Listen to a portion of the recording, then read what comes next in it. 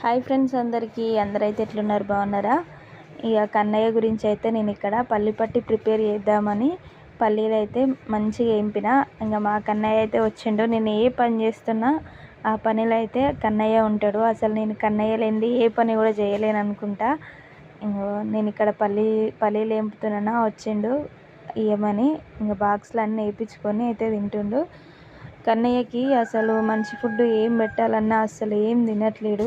పల్లి పట్టన వేద్దాం తింటాడేమో అని చెప్పేసి అయితే పల్లి పట్టి వేద్దామని ఎంపుతున్నా. మా అత్తమ్మ అన్నీ ప్రిపేర్ చేస్తుంది, నువ్వుల లడ్డు, ఇంకా ఇట్లా పల్లి పట్టీలు అన్నీ వేస్తుంది. ఏది చేసినా కానీ కన్నయ్య ఏం తినట్లేడు. బహుశా మొదటి నుంచి అలవాటు చేయకపోవడమో ఏమో కానీ ఇట్లా పెద్దోడు అసలు ఏం తింటలేడని మనసులో అయితే నాకు చాలా బాధ ఉంది. ఇంకా ఏమన్నా పెడితే పిల్లలు తింటారేమో, మీకు తెలిసి ఉంటే మాత్రం తప్పకుండా కామెంట్ చేయండి ప్లీజ్. మా బాబుకి హెల్ప్ అవుతుంది.